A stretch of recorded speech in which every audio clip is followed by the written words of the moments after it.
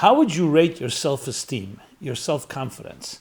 And by that, we mean not arrogance, pomposity, ego, but a sense of being comfortable in your own skin, sense of dignity, of nobility. A person could have tremendous qualities, a great mind, developed emotions, and all the other gifts that are humanly possible. And yet, if you're lacking that sense of dignity, that inner sense of self-worth that is generated from within, all those qualities can never really be fully appreciated. Because you can be very smart, but you have no self-confidence. So how does one build that dignity? Is there a way to do so? Especially if you grew up in an environment, a home, a community, role models that did not cultivate, that did not nurture that sense of self. Please join me in this vital discussion on Crown Yourself, embracing the nobility of Malchut.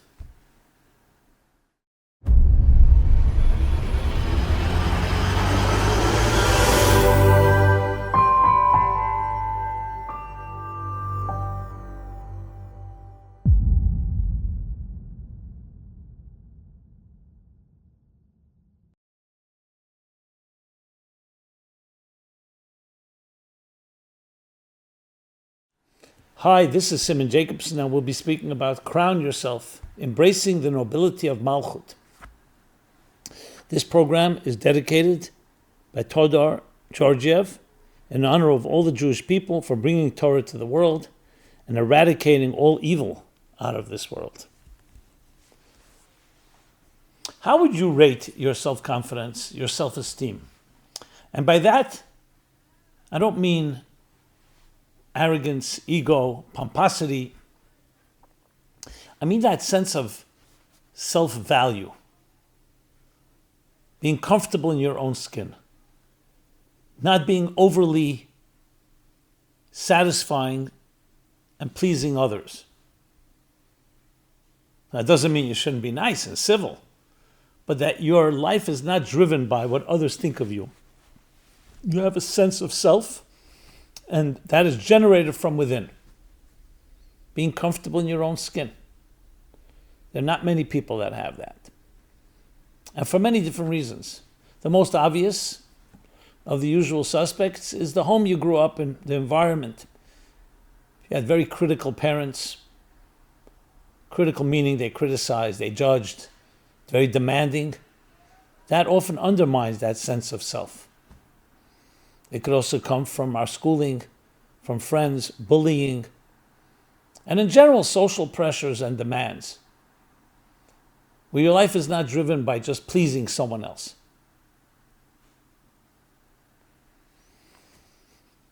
It's somewhat of an invisible force, but it's vital in life, like a foundation. It's not visible, you don't see it, but it's the basis that holds up the entire structure. So a person can be blessed with many qualities. Intelligence, cognitive skills, profound emotions. But if you're lacking that sense, what I'll be referring to dignity, nobility, a sense of that special quality that makes you unique, all those other faculties, all those other virtues fall on the wayside because you don't feel the confidence to act on them. It's like having a big tool chest, but something is missing. And this is not uncommon. I've met many people, brilliant people, people with tremendous skills, but they don't have that self-confidence for whatever reason. Is there something you can do about that? Let's discuss.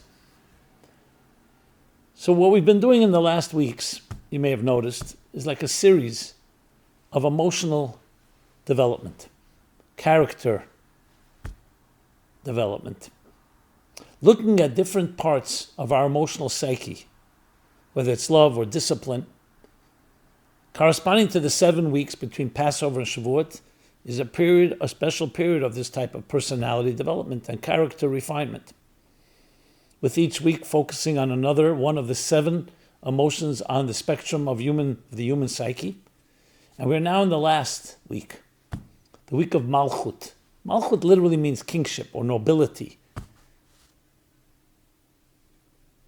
That each of us is a king, a queen, a prince and princess, with a certain sense of king, yes, a certain kingly presence. On a very most basic level, it's when your mother looks at you as soon as you're born, stares into the child's eyes, and with love and warmth, conveying the message, you absolutely matter to me. I will always be there for you. You're valuable. You're precious. You're indispensable. This is the message every child deserves to hear and should hear. Unfortunately, we don't always hear it, because that reinforces that very sense of self. Now keep in mind, we all have it. Malchut is not something you acquire. It's inherent. You're born with it. It's a part of your very being. Just like we're born, a healthy person is born with arms and legs, eyes and ears. We're born with these emotions, including Malchut. Unfortunately, like any type of situation, if you don't cultivate it, you don't nurture it, you don't feed it, so it begins to go undercover, so to speak. In the most extreme situations of abuse and trauma and pain, you know who is hurt most? Who's the most injured? That sense of self, that sense of value. You start feeling, I don't deserve to be loved. I'm not valuable enough. I'm not worthy. All those are the antithesis of Malchut. Malchut is, yes, I am worthy. I am of value. I truly matter. And again, this is not about a sense of ego or arrogance, definitely not. It's just a sense that you have value and you're not a doormat. And therefore you should love yourself in a healthy way and not loathe yourself. I remember the first time I heard someone tell me, I loathe myself. Every time I meet someone, I am expecting them to criticize, find some fault. That doesn't come from nowhere. There's no vacuum. That comes from repeatedly being dismissed, ignored, criticized, judged, condescended, patronized. I mean, I can go on, the list goes on. All those things undermine us in our formative years. So as we grow older, we're not sure of ourselves. So the good news is that Malchut is part of your inherent being. So like a muscle that may not have been exercised, or different parts of your system that may not have been fully cultivated, we need to water our own gardens to allow the flowers to emerge. And one of those flowers, maybe the most important one, is that dignity, that sense of nobility, sense that you are not an accident, you're not arbitrary, you're not an afterthought, but you truly matter. And you matter in a way that is actually indispensable. The world cannot exist without you because you were put here for a reason. I've shared this very touching and one of the most, I would say, definitive moments in my life, where I was in a Midwest city years ago speaking after my book Toward a Meaningful Life came out. And that night happened to be a night of a big event happened in the JCC where I spoke. It was a memorial service for Prime Minister Rabin of Israel, who was assassinated tragically. So more people, thousands of people came out, not to hear me per se, but they came. And since I was the main speaker scheduled before that event, I had a very large audience. And maybe it was for this very story. After I finished my talk, so the custom of the land is you sit down, you sign books, and people lined up. People have a question. I signed the books. When I got back home to New York, I received a letter, an email, from a woman who was in the audience. She said she stood on line, but it was a long line, and then she anyway got cold feet. She felt more appropriate to write to me. And here's what she writes. I remember it like vividly, almost word for word. I'm a 47-year-old executive working in a very prominent firm. By all measures, I'm considered a success. I make money, well connected, I have influence. I built up my equity, well respected. However, beneath the veneer of this success lies a woman in shreds. You see, my soul was murdered when I was a young child. I grew up in a very abusive home, endured terrible abuse, physical, emotional, psychological, sexual. And what it left me was a complete shell, a self-loathing individual seeking some affirmation. I was told I was worthless. I was treated like I was worthless, and then began to believe it. Of course, it's affected my entire life as I grew older, affects especially my emotional relationships, intimacy. I don't trust. I'm always testing people, and therefore people don't trust me. I've tried all types of therapy. Nothing's really worked. So I take it day to day, day by day, breathing in, breathing out. People like myself who have a lack of inner control create outer control. I became super ambitious, super successful, all simply to numb and somewhat soothe that inner existential pain. Often I'm suicidal, feeling it's not worth living like this. But again, nobody knows. It's all my deep, dark secret. Recently, someone gave me a copy of your book, Toward a Meaningful Life. I've long given up hope. So someone gave me a copy of your book, and I was just browsing through it, and a line jumped out at me. On the chapter on birth, the beginning, there's a quote, "Birth is God saying you matter." And I read it again, birth is God saying you matter. And I read it a third time, birth is God saying you matter. And for some reason, it struck a very deep chord inside me, like a silver bullet between the eyes. And despite what my parents told me, how worthless I am, how valueless I am, despite what society tells us, that our value is only based on our looks, our youth, our buying power, our social status, that we're only a statistic on someone's balance sheet. Despite all that, suddenly I realized after 47 years that I matter to the one that matters most, God, the one who put me here. And no matter what I look like that day, no matter how I behave, no matter how much I produce, I always matter.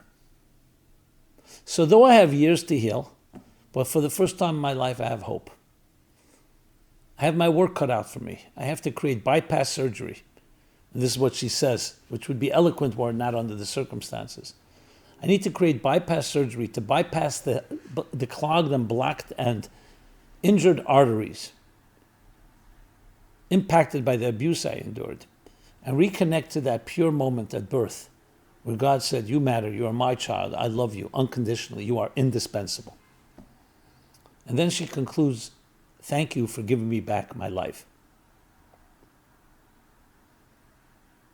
Even as I say it now, all the emotions that I had then return, conjure up. I could not stop crying and sobbing. Firstly, a woman sharing such a sacred confidence with a complete stranger. But just recognizing the deep pain that may be coming from. I remember I went back to read the chapter myself, even though I'd written the book and the chapter. But once you write a book, it belongs to the reader. I wanted to read it through her eyes, through her lens, through her perspective. I wrote back to her, offering her my help, my support, any way I can, asking permission to tell the story, which she granted, asked me not to mention her name, because she said, I'm sure some people will want to reach out to me out of compassion, want to offer me help, or others that have similar stories. So, of course, I've honored that. And I wrote to her. I said, it's so profound what you wrote to me, because I started thinking, And I started asking audience everywhere, do you think you matter? Do I think I matter? I usually get people first to start with a chuckle, a giggle, but then I say, let me spell out the question. I understand that once you exist, you feel you have some value. You have family, you have friends, you have plaques, you have honors, awards, different reasons you think you're valuable. People around you, they'll love you, tell you you matter. But let's rephrase the question. On a cosmic level, if you were never born, would it make a difference to anyone? Remember, there'd be no tragedy if you don't appear because no one's expecting you. Once you exist, there's a circumstantial aspect that you find ways to create value. But would it really make a difference in a world of 8 billion people? And here people become more uncomfortable. Some will say, I'm not really sure. Some say clearly, no, I don't think I matter at all on that level. Subjectively, in my community, people that know me, but to matter on that level? I remember writing back to her and saying, I've asked many people this question. Now, many of us who grew up in relatively secure, functional homes, I'm the oldest of 5 children. No parents are perfect, but I was nurtured, I was loved, I was told I'm valuable. So I never really asked that question, whether I matter. Because my parents and my friends and those around me always reinforce that message. But is that why I really matter? Because what happens if one day my parents, God forbid, would wake up and say, no, you don't really matter, or they treat me in a way that doesn't look like I deserve any compassion, deserve love? Does that mean my stocks go down? Is it dependent on others? I wrote, you did not have that luxury. So sometimes the eclipse of the sun reveals more about the sun than does the light of the sun.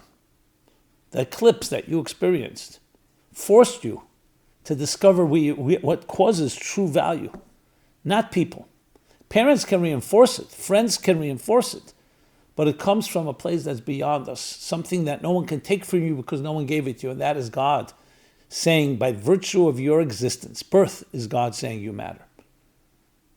And I began developing a theory that maybe a big driving subconscious force within all of us, or conscious, for success, our ambitions, is perhaps masking a subconscious fear that we maybe don't matter that much. So we try to justify our existence. We try to demonstrate that we do have value. Maybe just to mask that fear. But it's what I learned from this woman who did not have that luxury, did not have that dignity, but came to discover it through her darkness, that that's really the root of true dignity. It's who you are. It's your very existence. I'm not getting now into a scientific debate about where the origins of our species, the origins of humanity. But I will say philosophical, psychological, and spiritually, if we dismiss ourselves as mere beasts in the field, or random bacteria that just evolved, what the most terrible part of that is that you're undermining your value.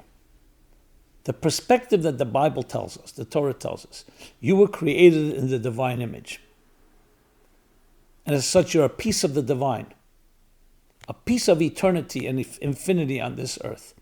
And your actions, and your thoughts, and your words, and your choices matter now and forever. And what you need to accomplish in life, you and only you can accomplish. That is Malchut. That's ultimate dignity. Because that drives everything else. As I mentioned, you can have all the qualities, but if you don't feel that you're necessary, then it's optional. So imagine someone coming to you and say, hey, we need you to get up tomorrow morning early to volunteer. We're going to visit a hospital. We're going to visit some needy people.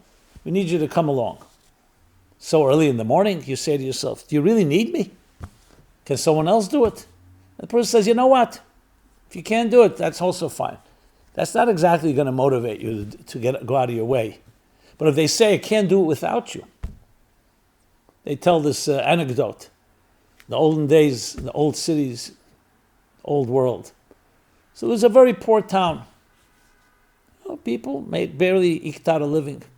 But one day they get notice that the great king of the entire empire is coming to visit that little town.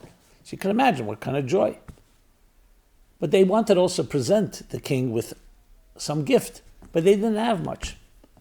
So they came up with an idea. We'll put a big barrel in the middle of the town. Everyone will take a little pitcher of wine. Wine was very, very expensive and very precious, but a little. Everyone pour in a little wine in the barrel, and that way the king will appreciate. Obviously, he has a lot more than we can give him, but he'll appreciate our effort. So remember, one family says, you know what? Everyone's going to be pouring wine. Wine is very, very expensive. Let's pour a pitcher of water into the barrel. Who will notice? What difference will it make? The problem was that every townsperson in that town came up with the same brilliant idea. So when the king came, they gave him a barrel of what? Of water. Everyone thought, what's my bottle of wine? What's my little cup of wine going to make a difference? But when you hear that you make a difference, and your actions have a reaction, and every cause has an effect, and using the physics example of a butterfly effect, that one little act here can change the world, the course of existence, then it's a whole different story. Then you understand your value. You matter, your choices matter, now and forever. That informs your whole life. Life then is not arbitrary. You just try to do as best as you can, but it's urgent. A sense of urgency, a sense of value. That's called crowning yourself. You have a crown on your head. Keser Malchut in the Hebrew. Because you're a king, you're a queen, you're a prince, you're a princess. You're not just an individual. You have something that you, and only you, can contribute.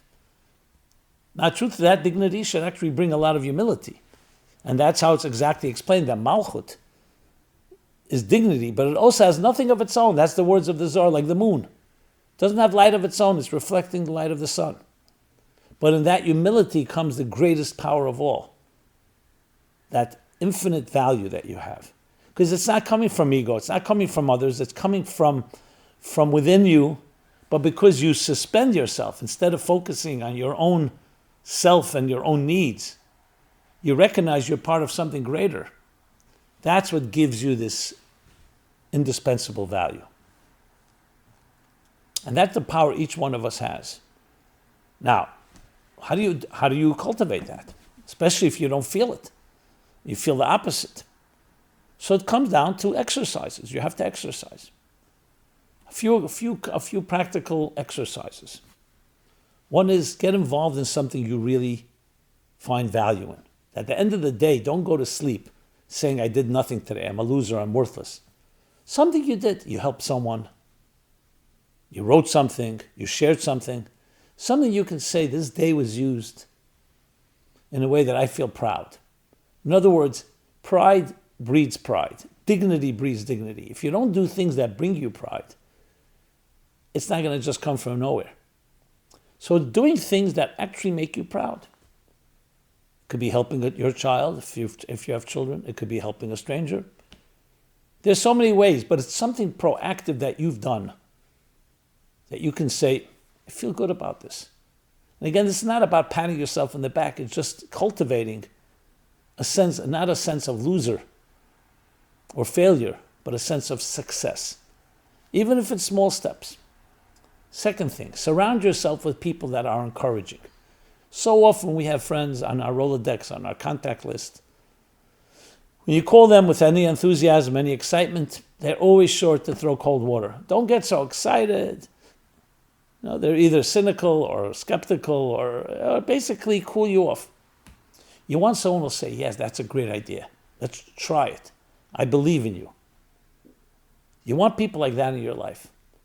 Because again, that sense of failure is also, failure breeds failure. Misery loves company, and failure loves company, meaning being around people that just reinforce a negative self-image is not what you want. So that's the second thing. The third thing, feed your soul.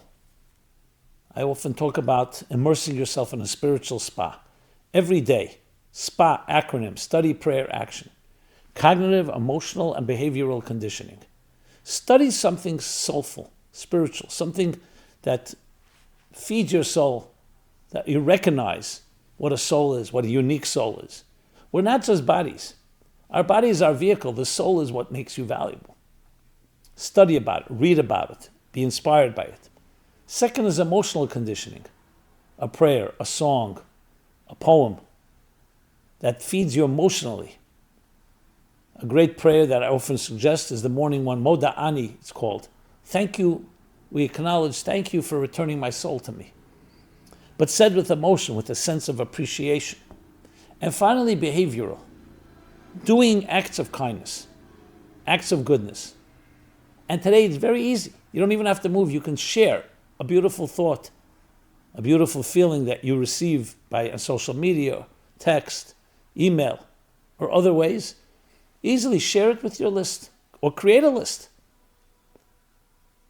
So all these suggestions are exercises that exercise the Malchut, the dignity within you. And finally, treating others with dignity, respectfully, understanding their value. So easy to dismiss someone. No, every person deserves dignity. Every person deserves respect. If for no other reason, because God put them in this world and created them as a prince or a princess. And again, dignity breeds dignity. Treating others with dignity comes back to you as well. And surely there are more ideas that if you invest and put your mind to it, you'll come up with new ideas. So it's time, finally time, to embrace, to access the Malchut, the dignity, the nobility, the crown within you. That you can walk upright with your head high, in humility, but with a sense of purpose, with a sense of significance, that you have something that you and only you can accomplish in this world. And we're all waiting. We all need you to play your music, to sing your song. This has been Simon Jacobson, meaningfullife.com. If this message was meaningful to you, please share it with others. Subscribe to our offering, subscribe to our YouTube channel. Love to hear from you. Feedback, comments, suggestions, thoughts. Be blessed, be well, and rise to the dignity that you deserve. Thank you. This program is brought to you by the Meaningful Life Center. Please help us continue our programs. Make even a small contribution at meaningfullife.com/donate.